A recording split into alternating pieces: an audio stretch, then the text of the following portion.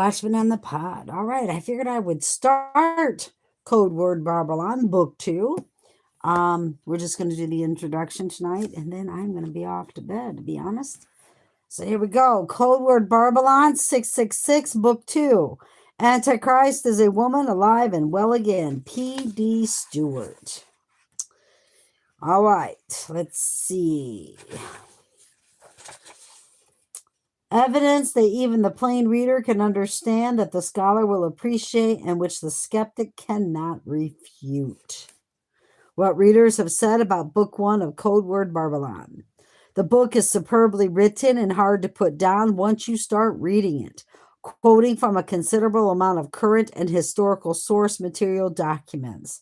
This non-fiction book will awaken you to who's really who in the corridors and back alleyways of power. I'm looking forward to the second volume. D. Robinson. I found the book, Codeword Barbelon, absolutely amazing. Probably the one thing that amazed me most was the references to support the claims. The other things that amazed me was how up to the minute it was. I cannot wait to take hold of the second in the series. Dave Adams. Absolutely impressed. The book is extremely well documented, and it has become a resource for me in writing. My Codeword Barbelon book is only about 2 months off the shelf, but it looks as though I would have been having it for 20 years because I have been through it, marking and making notes and highlighting, earmarking pages, etc. I carry it with me everywhere, hoping to have a moment to reread all of the juicy information. Thank you for the courage to publish this book, and my prayers are with the company and P.D. Stuart for the second book. Karen Romero. I found this book compelling. It was chock full of historical information as well as providing a glimpse into what the future holds. It goes a long way into explaining many of the things that are going on in this world at present. I find myself frequently thinking of the things I learned through reading the book and watching the news in the light of what I now know. Thank you for publishing it. G. Logan. This book is a well-written, thoroughly documented case of the movements, plans of an organization that is unscrupulous, cunning, deceptive, destructive. I couldn't recommend this book more. I look forward to Book 2. L.J. Commune, Queensland, Australia. One-Stop Shopping, tremendous book. If you want to know about the Jesuits, read that book. Tom Fritz, Liberty Radio Live. Meticulously sourced and referenced accounts and eyewitness reports, deeply researched, well-written account of the shadow history of our times. This stands head and shoulders above the crowd, a worthy successor to the tradition of Robinson, Paris, and Sherman. For those who enjoyed Vatican assassins but thirsted for a more scholarly approach, I would wholly recommend. I, for one, am very grateful that this book has broke the silence and hope it isn't too long before that silence is broken again by Volume 2. Pastor Carl Pete. This book of 550 pages is the best book on the dark history of Jesuitism I have ever read. Lou White. Marvelous book, valuable information. I can't wait for Volume 2. Richard Coanda. I have enjoyed the book Codeword Barbelon very much. I'm rereading it for the second time and buying it for gifts and urging all I know to read it. Sandra Pooley. An excellent book. I like P.D. Stewart's superb ability in expressing what he has to say. I also especially like the documentation and verification he provided. Thank you and Mr. Stewart for the first book, and I can't wait to read Book 2. William. Book 1 is a very essential and critically important piece of research. I heartily recommend it. I am anxiously awaiting Book 2. Robert M. Schwartz. Book 1 connects lots of dots. My customers are calling for Book 2. New Life Mission. Book 1 was well done and the most evidence in one place I have found. Bailey Holman. I have heard many of these types of claims about the Jesuits over the years, and one kind of wonders if half of it is in fact true. But the real mind-blowing thing about the book is the documented evidence. Never before have I seen such an overwhelming amount of reference material to support almost every fact presented in the book. It kind of blows away that question. I can't wait for the second book. David, Perth, Australia. The book is great. Margaretha Tyranny. The work is quite impressive and at the top of my list for concrete factual information, Justin Brown. I am extremely anxious to read book 2 because book 1 made quite an impression on me. I found book 1 to be one of the best written books on the subject. Thank you. Sephrin Flores. Why the second volume? P.D. Stuart answers in the words of Thomas E. Watson. It was but yesterday that the Roman peril was but a small cloud, no larger than a man's hand, upon the distant horizon. Now it is the storm cloud which threatens to engulf us. Notice, Codeword Barbelon 1 will be published in the Serbian,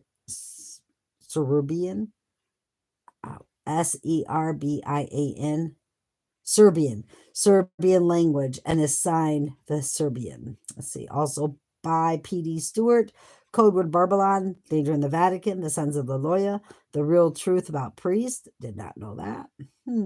The Gospel of Judas and Gnostic Christianity, an unauthorized guide to the Da Vinci Code. And let's see. Let's see. Dedications. To America. Well, first to my loving, thoughtful wife, without whose friendship, patience, and support I could never have completed the second volume. To America. America, I mean you no insult, but you have been put to sleep by your professors, tutors, your mass media, and your government. You do not even suspect it. You have accepted into your bosom a European viper, which will bite you and destroy your economy and your constitution.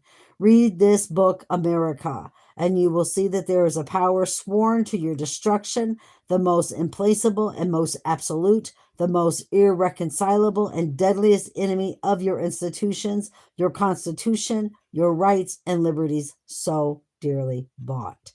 To friends of civil and religious liberty, to the genuinely pious Catholics of the United States, Canada, Great Britain, Europe, Australia, and the world. This book is dedicated to you by the humblest of your brethren and friend. Read this book. It is for your edification.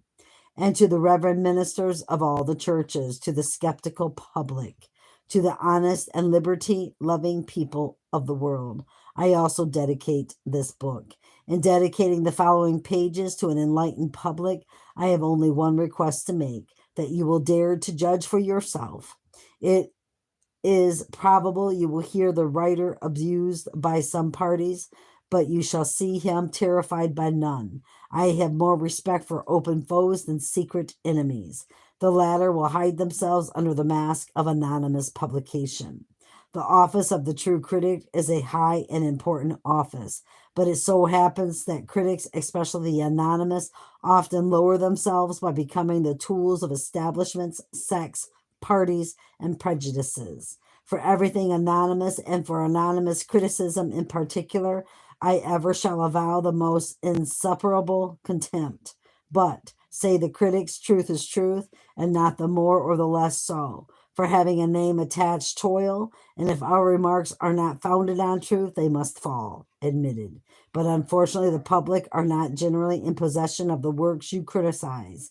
Many know of their publication only through you, and many more are waiting the decisions of your impartial tribunal before they venture to purchase. And so again, I say that what is said about a book is not of too much consequence as by whom it is said. This single circumstance makes all the difference, and if known, would often convert what was censure into praise, arid wit, wag praise into censure. The anonymous critic will not disdain to shoot their arrows like the Indians from some secure and secret lurking place. And so, reader, before we permit our judgment to be guided by the critics, I request my reader to reflect a little on the above positions. Now, critics, for a space farewell to write, to please you, were in truth to serve you quite. Cheer up, my lines have faults that shall revive your heart. Who lived to growl must growl to live. Does that make sense? Such sycophants may be compared to old guineas The more smooth they are, the less valuable. I wish they were as scarce. But I anticipate that favoring gall, the threatening breath of fools, to swell my sail. But yet it is also probable that I have much overrated my own importance and that of this book. Perhaps I have been conjuring up phantoms by which I shall never be attacked, and fancying dangers by which I shall never be disquieted. I may happen that the dusty shelf of my publisher is the only rock on which I am doomed to be stranded, and that the spiders of their warehouses are the only enemies by which I am likely to be overwhelmed. I shall now merely add that these pages were written in an obscure country town without the advantage of city research or literary aids, and that the manuscripts was sent wet to the press. I have here borrowed heavily from the words of Charles Caleb Colton, 1812. Acknowledgements to Professor Walter Veth. Allow me to mention your name is the first among the many to whom I owe a debt of gratitude for the lead you have given me in your DVD series, Total Onslaught. By a strange stroke of providence, the entire 36 DVDs were presented to me free of charge by a total stranger in London, England. May your work continue to produce such fruit. P.S. May I also avert to other persons and eminent authorities of whose books I have freely availed myself. I return my thanks to them all. All right. Let's see. Forward. Those who do not take an interest in public affairs are doomed to be ruled by evil men. Plato, 300 BC. We place in your hands a work of unparalleled importance, profound insight, and extraordinary scholarship. P.D. Stuart writes in a clear, precise, and compelling manner, penetrating to the heart of his subject. Indeed, much care and attention has been bestowed by the author in this edition of his second treatise, Antichrist is a Woman, being the sequel to Book 1 of Codeword Barbelon.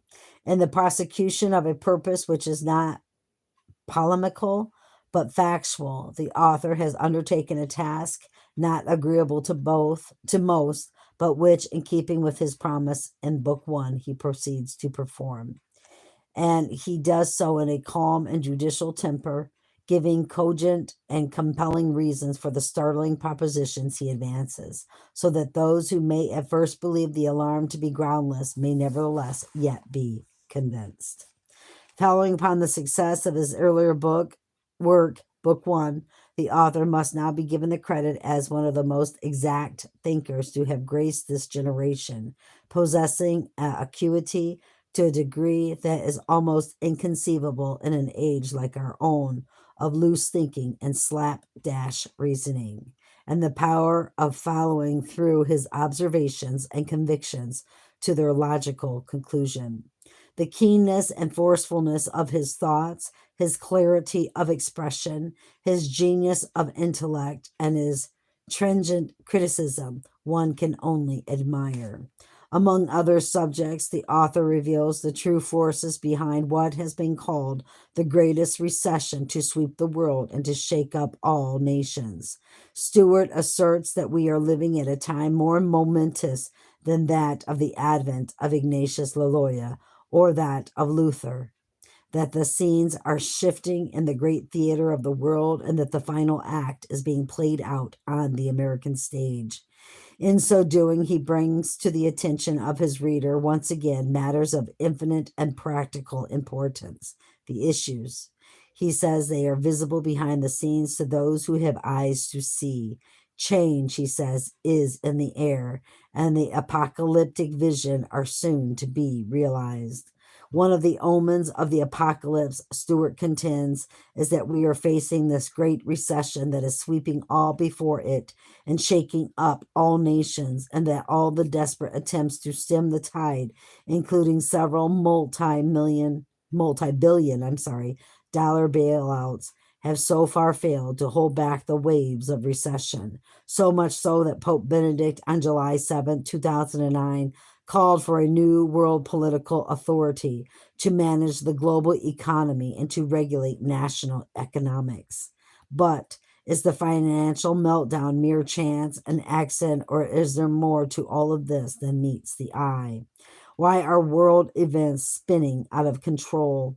Why do the explanations we hear from our government officials seem so unreliable? And why do the establishment news media leave us feeling like we have only heard part of the story? Was Thomas Watson right when he warned in 1910 that the evils of the credit and paper system must at no distant day lead to a monetary crisis? Why is this all happening now? P.D. Stuart contends that the end result of the global financial crisis will be the establishment of a one world government that will control who may buy or sell. He refers to the book of Revelation as forecasting this development. And while some may yet doubt the relevance or reliability of prophetic predictions, it is an age old human propensity to try and see into the future. This universal desire supposes a latent belief in the human mind and the possibility of prophecy. In fact, the greatest scientist of his generation, none less than he who propounded the theory of gravity, Sir Isaac Newton, wrote in 1727. About the time of the end, a body of men will be raised up who will turn their attention to the prophecies and insist upon their literal interpretation. This they will do in the midst of much clamor and opposition.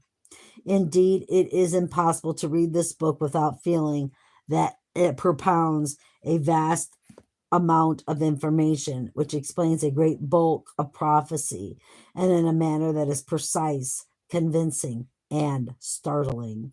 In presenting the second volume to the public, the author does so in the hope of reaching even larger audience, and for the same reason that one would awaken a sleeping family in a burning dwelling or wave a lantern at the crowd with shouts of danger at the approach of a railway train about to derail. As for the author, I'm seeing backwards or dyslexic or something there.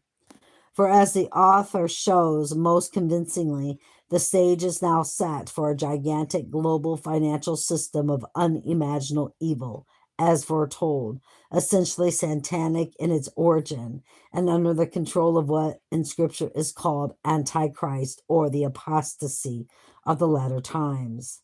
The author does not take up the time of his readers with labored arguments, but rather he gives an array of facts as probably were never before condensed in so narrow a compass, or so well adapted to show that there are in Antichrist all sorts of bitter, poisonous ingredients and iniquity, the depths of hell itself.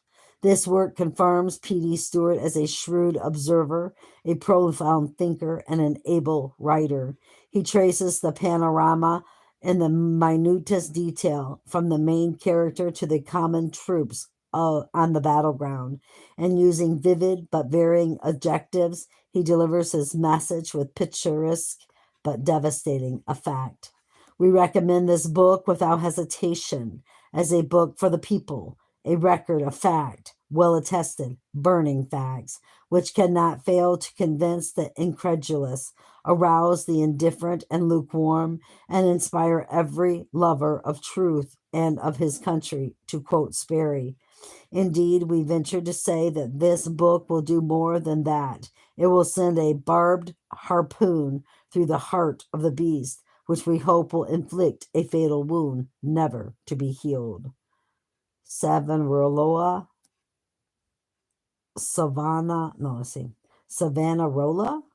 La Maitre, Philippe Lebel, editors, January 31st, 2010.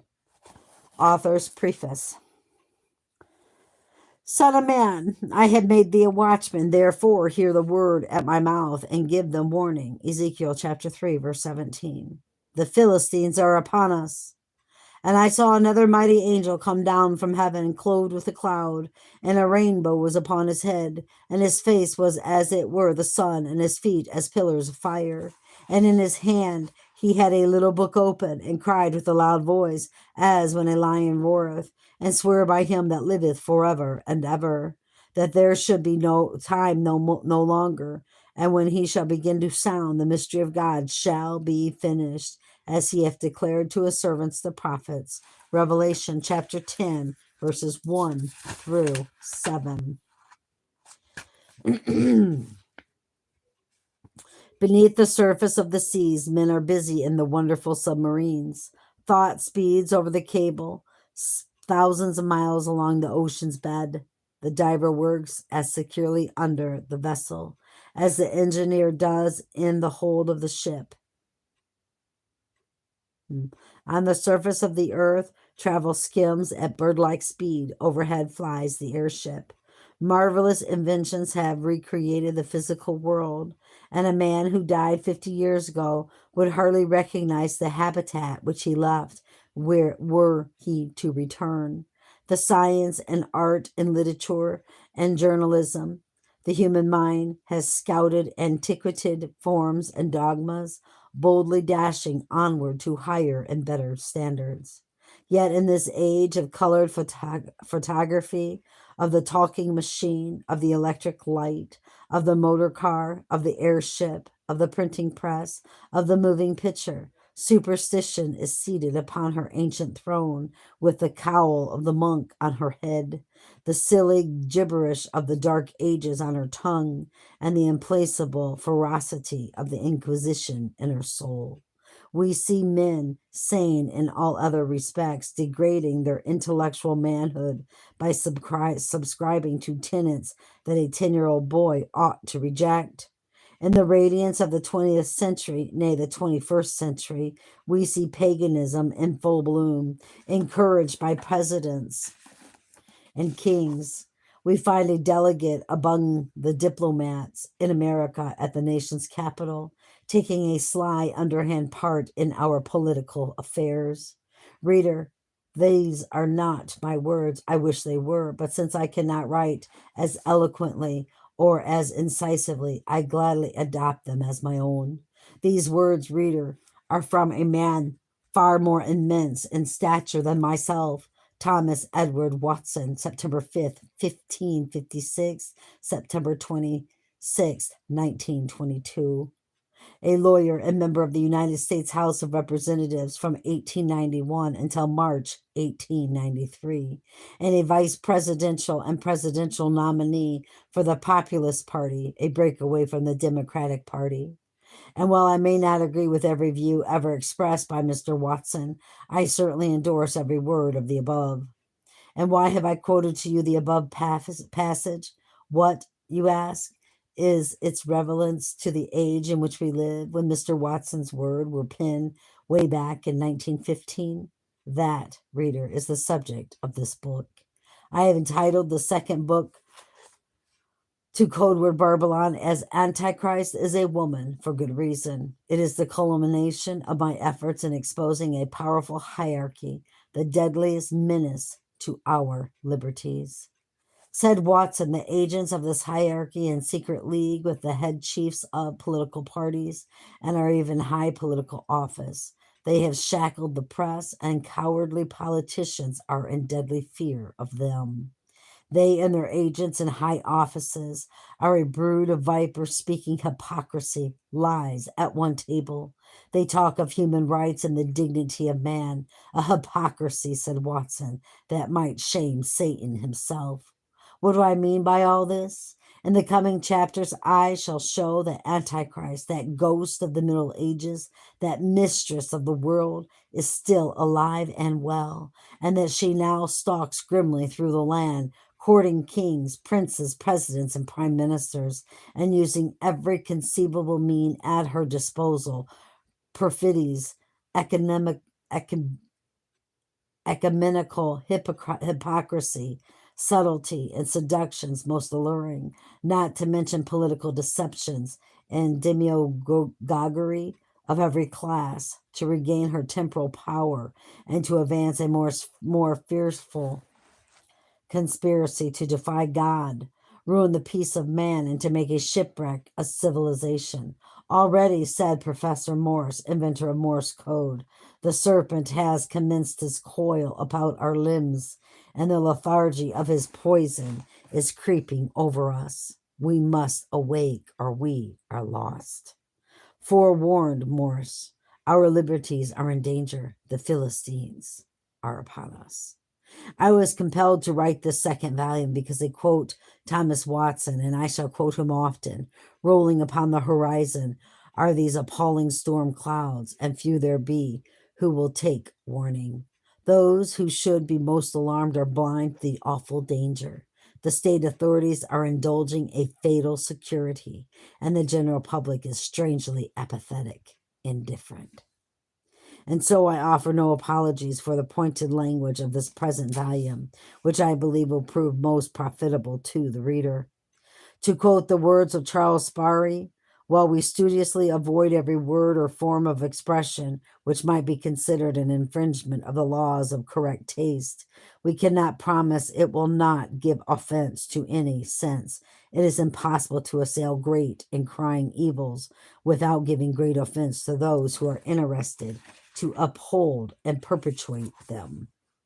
The circumstances of our country at the present time and the state of public sentiment demand no halfway measures, no feeble halfway testimony to quicken the languid pulse and arouse the flagging energies of the mind. So besotted and dumbfounded are the great body of the multitude with the Lethean droughts of the Jesuitical system that something more stringent and exciting than the ordinary language is necessary. The trumpet voice of truth needs to be sounded aloud and long to wake the sleeper. As Garrison said, the apathy of the people is enough to make every statue leap from its pedestal and to hasten the resurrection of the dead. And so I am compelled to employ language as well best express the idea we would convey, to carry home the truth with the greatest power. I retract nothing. I blot out nothing.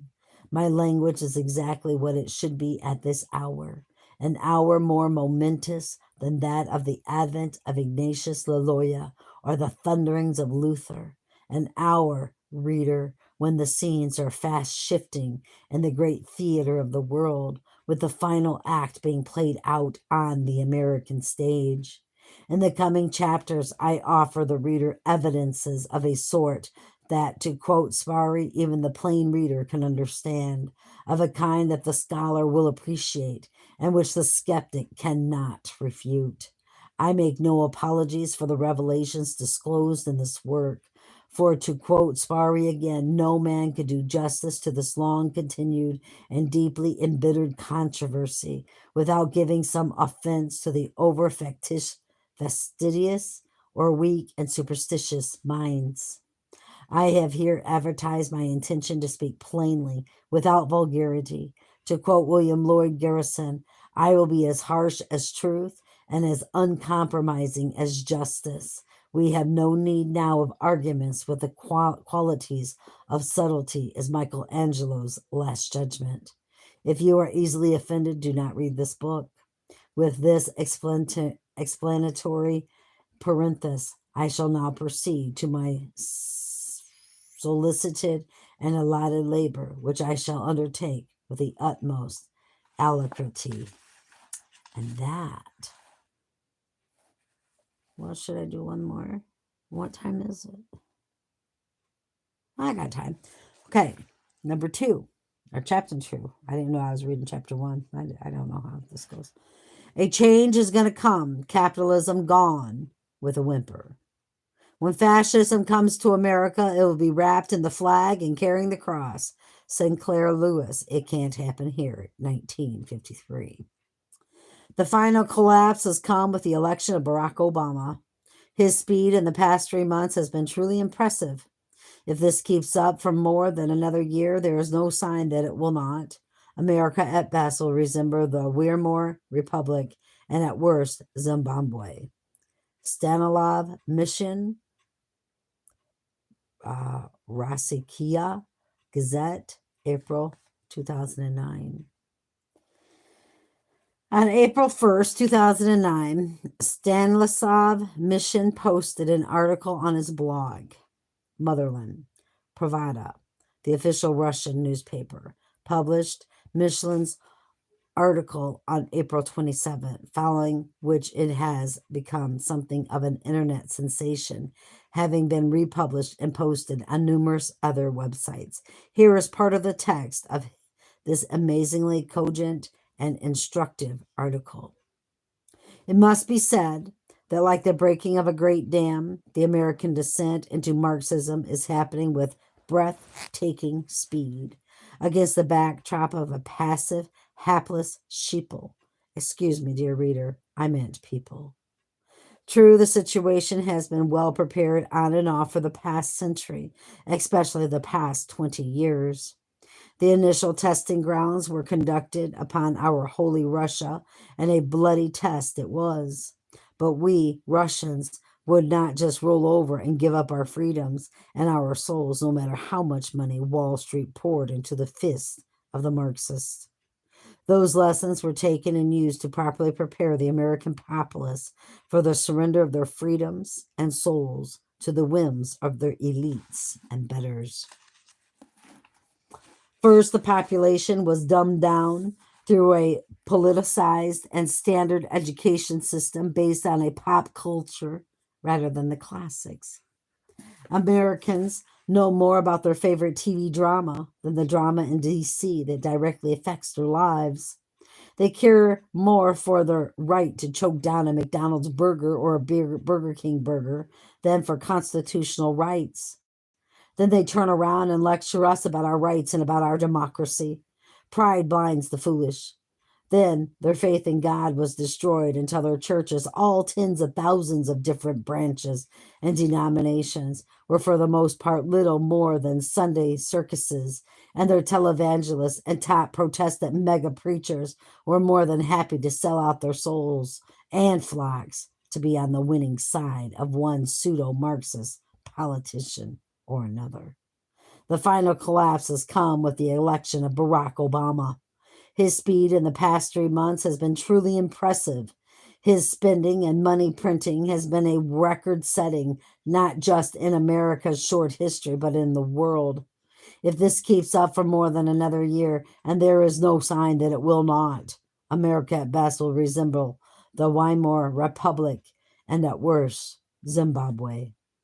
First came the announcement of a planned redesign of the American Byzantine tax system by the very thieves who used it to bankroll their thefts, losses, and swindles of hundreds of billions of dollars.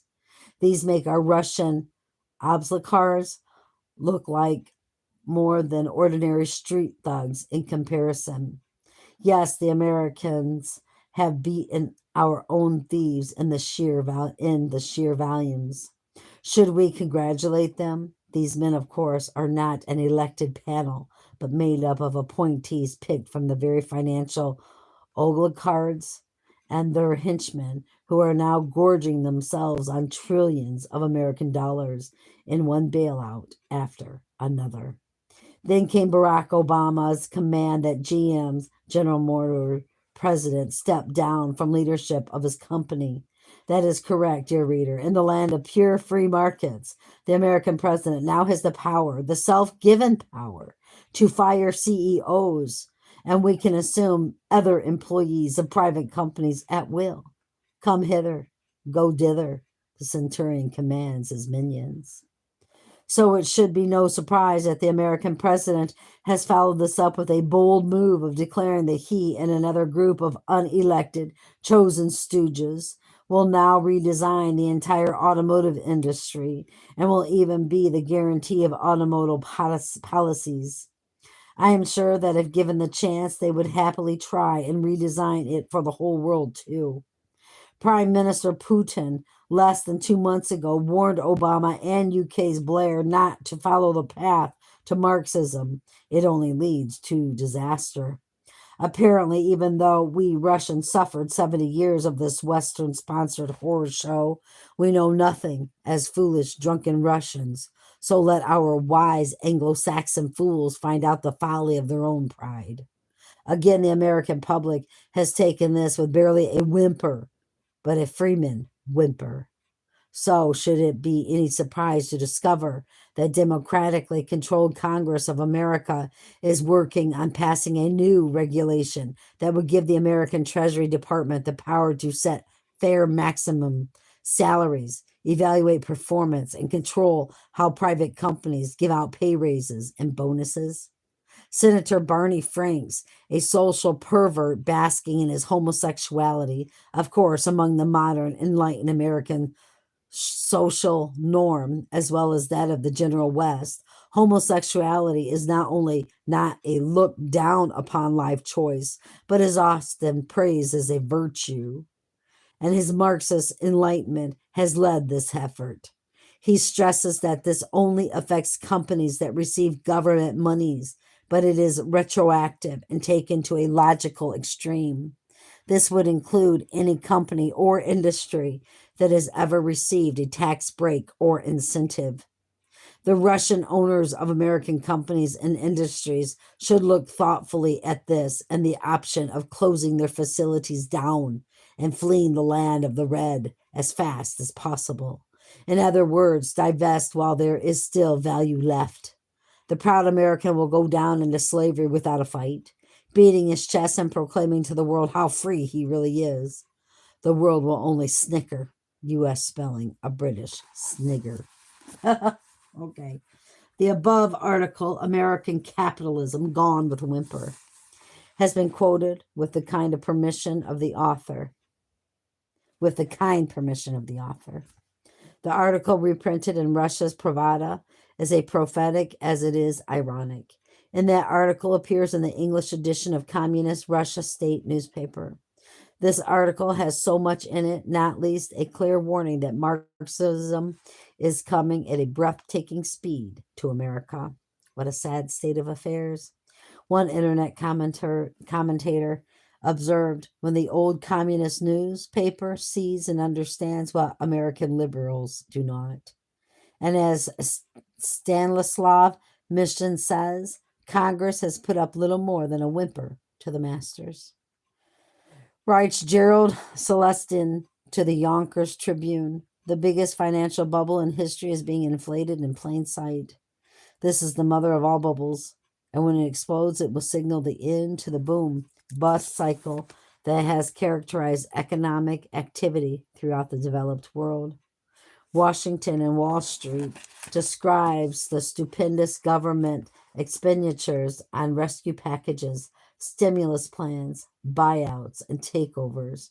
All of this terminology is echo jargon, like calling torture enhanced interrogation techniques. Washington is inflating the biggest bubble ever, the bailout bubble. And when the bailout bubble explodes, the system goes with it.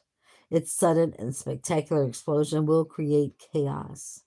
Today, America is not only a bankrupt nation, it is the greatest police state in the world, with the largest prison population on the planet, and with the largest percentage of population of any country in prison. That includes all the dictatorships in communist countries put together.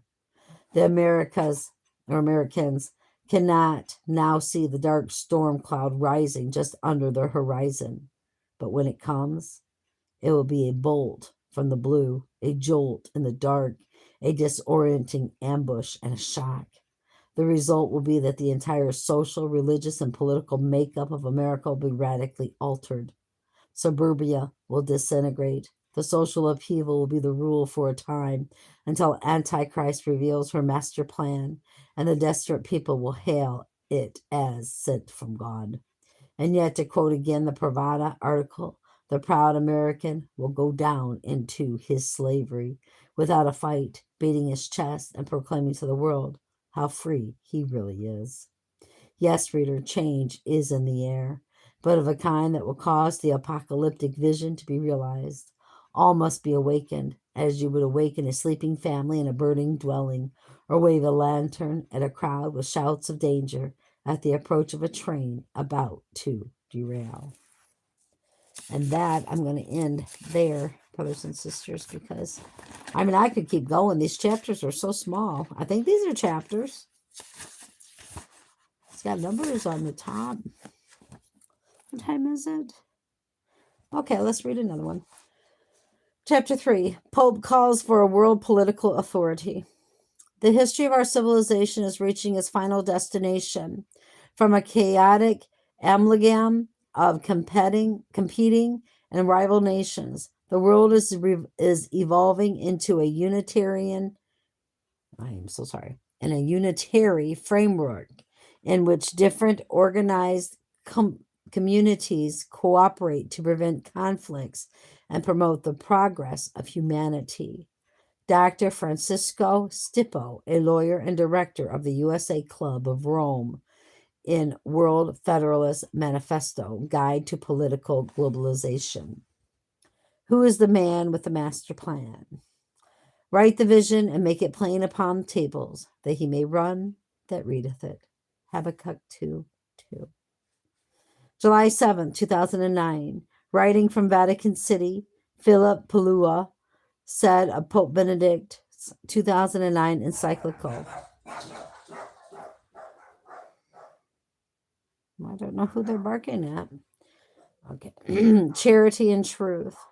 Benedict called on Tuesday for a world political authority to manage the global economy and for more government regulation of national economies to pull the world out of the current crisis and avoid a repeat.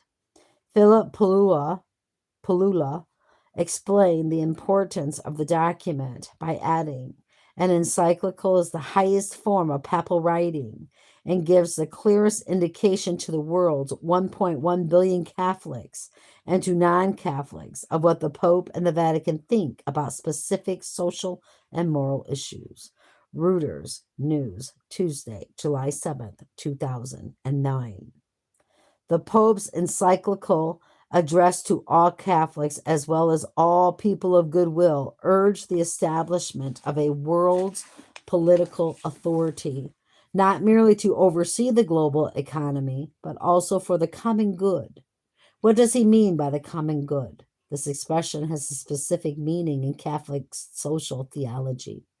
The Pope's 141-page encyclical continue with these words, which words deserve to be written in letters of silver.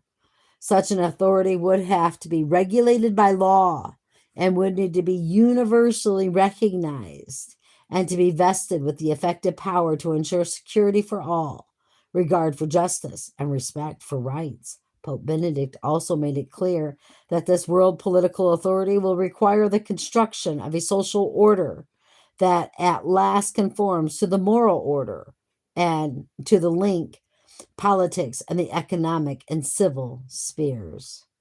Note the Pope uses the definitive article the moral order and not a moral order.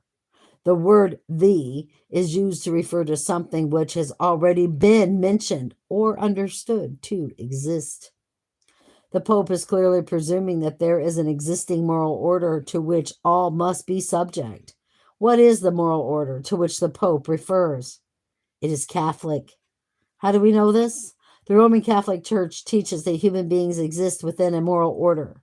In the Catholic books, Christian Moral Life and the Catechism of the Catholic Church, and an Introduction to Moral Theology, they speak of the moral law, the moral order, and tell us that the moral order is from God, and gives this punchline. It follows that the authority of the Church, when she pronounces on moral question, in no way undermines the freedom. Vatican II laid down as a rule of faith that, in forming their consciences, the faithful Catholics must pay careful attention to the sacred and certain teaching of the Church, for the Catholic Church is, by the will of Christ, the teacher of truth, and at the same time to declare and confirm by her authority the principles of the moral order. See encyclical Dignitatis Humanae, Humanae,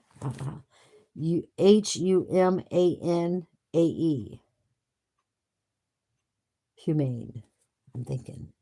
And to put the issue beyond any shadow of a doubt, we have this statement from Pope Leo XIII.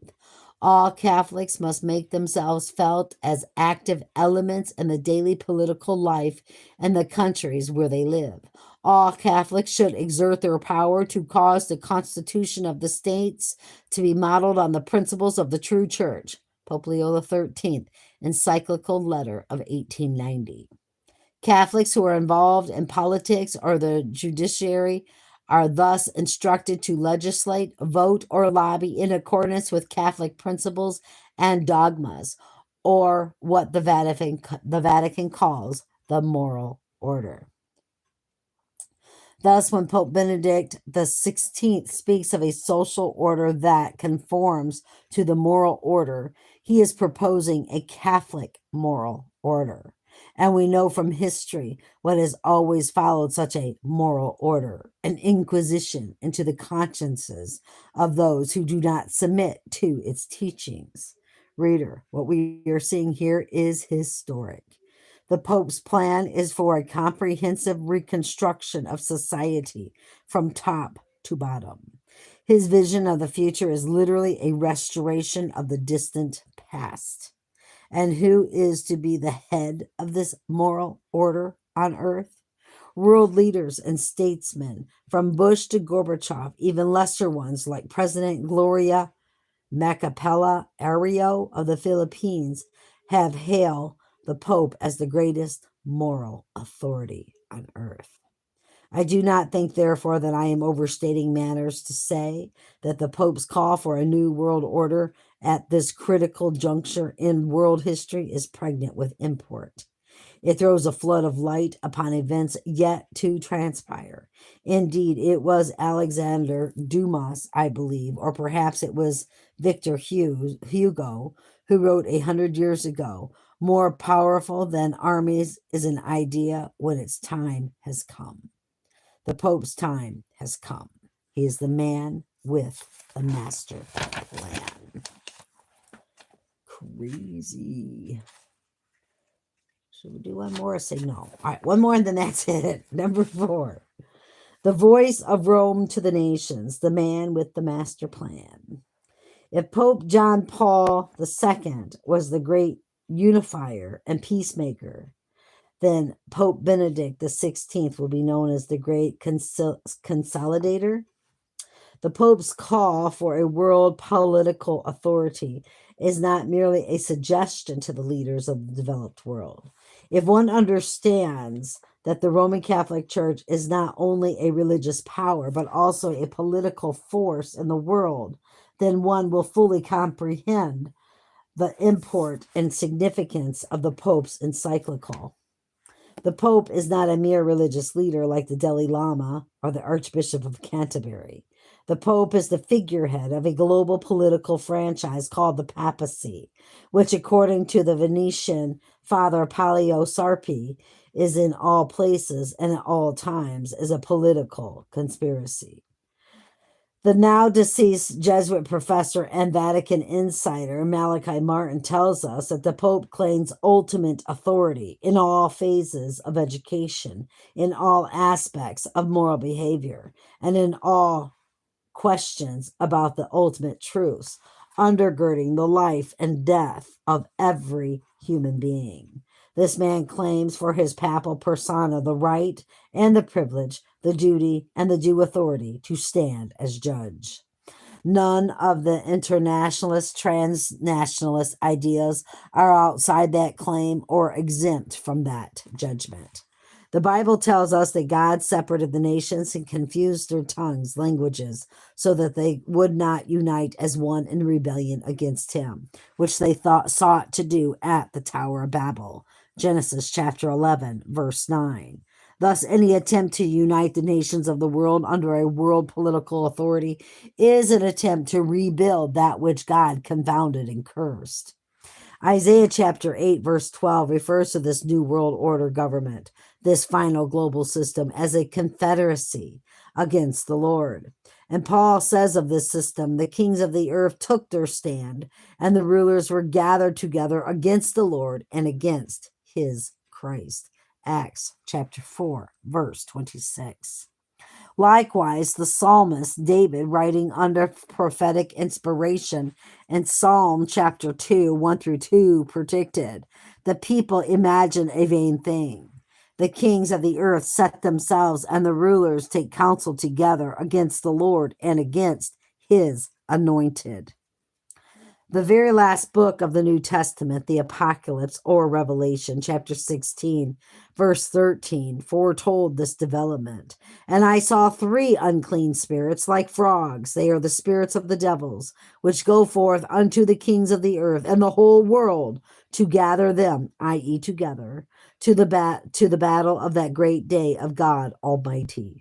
Notice that the work of these unclean, meaning false or corrupt spirits, will be gathered together or unite the rulers of the nations of the world. Notice, too, that this uniting of the nations will eventually result in a battle, the battle of God Almighty. What is this battle? We are told in this prophecy that near the end of time, visualize near the great day of God Almighty, there will come deceptive spirits which will go forth or reach out unto the kings, leaders of the earth and of the whole world to gather them together into a global pact. Those gathered are first the leaders, the kings of the earth, and then the ordinary people, the whole world. Mark well also that the spirits, the active forces or ideas which bring the world leaders together, are referred to symbolically as unclean spirits and spirits of devils. It is clear from the text itself that these spirits cannot be from God. If I am right, then the movement to create a new world system or a world political authority cannot be of God. For the prophecy says that this gathering together of the nations will be prompted not by God, but by the spirits of devils. Revelation chapter 16, verse 13. On May 5th, 2008, British Prime Minister Gordon Brown, speaking at the General Assemblies of the Church of Scotland in Edinburgh, referred to his vision for a single moral universe and spoke of the consistent ethical core at the heart of the world's religions and a shared moral sense common to all of us.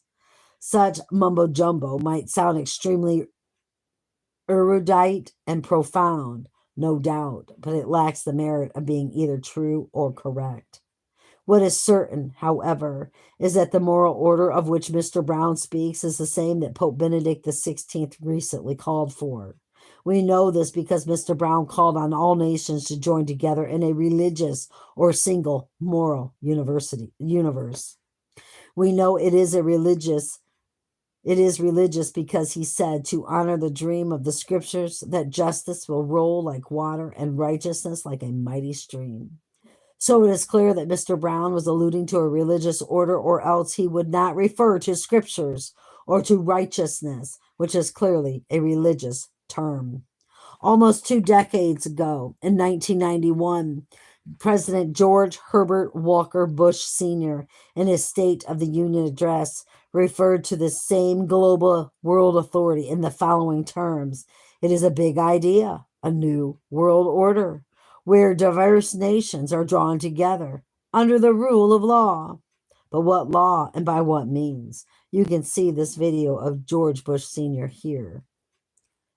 And, it's down here. You just type it in at YouTube if you want to watch that. It was Michael Kasuda Chosadowski who said, in organizations like the International Monetary Fund and World Bank, a new form of warfare has been set in motion. Conquest no longer requires bullets to occupy a nation, nor suppress a people. Conquerors now wield position papers, American dollars, or trade impositions, conditions attached to loan agreements and foreign investments. Cudgels to change governments, reduce or eliminate government services as part of a servicing the debt, or in order to repay the loans, leading to the imposition of even more stringent conditions, including privatization of public services, often with the newly privatized corporations being run behind the scenes by the lending power. It is, in short, the globalization of poverty. The result?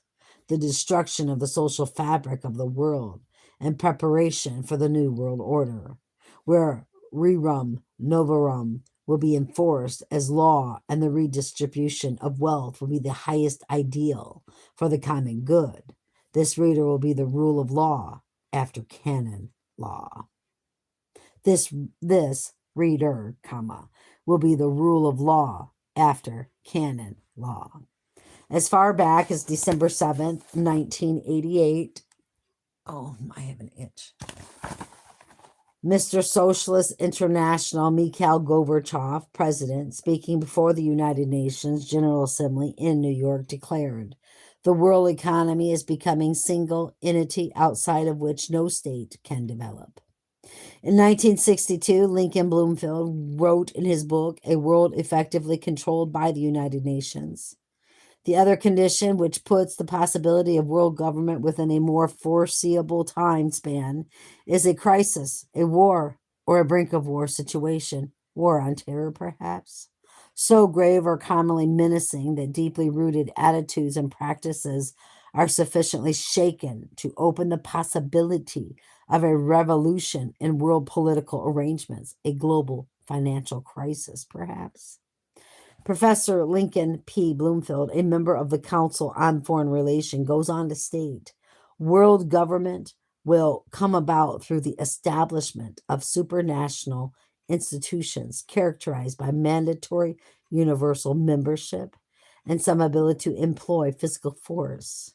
Effective control would thus entail a preponderance of political power in the hands of a supranational organization rather than in individual national units." Reader, the Vatican is that supranational organization. Vatican insider Professor Malachi Martin, deceased, confirms this in a book which has a most interesting subtitle, Pope Paul John II versus Russia and the West for Control of the New World Order. Martin wrote, "If tomorrow or next week, by a sudden miracle, a one world government were established, the Catholic Church would not have to undergo any essential structural change in order to retain its dominant position and to further its global aims." How, you ask, could the Pope and his church ever attain a dominant position over the nations of the world? History supplies the answer. And what are the global aims of the Catholic Church? Again, history will supply the answer. Interestingly, Roman Catholic Brazilian President Luiz Ignacio Lula da Silva said on June 17, 2009, during a presidential visit to Kazakhstan, that the global financial crisis has reduced the differences between nations and created the opportunity to form a new world order. Said da Silva, "I want to say that before the crisis, there were many countries which had greater significance than others, and some countries which had no significance at all. After the crisis, everyone has become similar." Well, he could have been writing about 2020 if you ask me. "We have the possibility to create a new world order, and together we should improve our relations," Da Silva said through a translator. Being a good Catholic with some inside knowledge, Da Silva ought to know.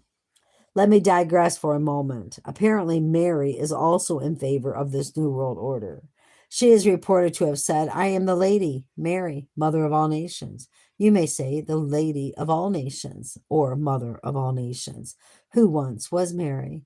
"I have come precisely today in order to tell you that I wish to be known as this. Let all the children of men, of all the countries in the world, be one." This call for a world political authority in the encyclical of Pope Benedict XVI puts the Roman Church squarely back where it should be in prophetic reckoning, at the center of the developments concerning a prophesied economic, political, and religious controversy. Now mark well this cryptic statement by the Jesuit Malachi Martin concerning the agenda of the popes. When John Paul started into the Millennium Endgame, when he initiated it, all of his moves were tied to his decidedly long-range vision that he could supersede the plans of both East and West, and further, that he could leaven and finally supplant those superpower plans with some system that would tie the condition of the whole world, the whole of mankind. Keys of This Blood, page 41, emphasis supplied. Reader, why did Pope John Paul start the Millennium Endgame? Why is it called an endgame? How did he initiated it? By what means would he leaven and supplant the plans of the superpowers? And what system would he employ to tie the whole world, the whole of mankind, i.e., bring them together? A September 11 type attack, perhaps? A financial meltdown, maybe? A war on terror consuming the already strained resources of the superpowers of the world, the United States of America in particular? Could it be that these means the Pope has not only weakened America and the nations, but also supplanted their laws with various inquisitional forms of canon law, Patriot Acts, RIPA, etc., etc.? Or what about a pandemic? No, he didn't say that, I did. As the great Palio Sarpi once said, the Roman Catholic Church is not just a gigantic ecclesiastical conspiracy, but also a political conspiracy, a political power, and a political institution in the land.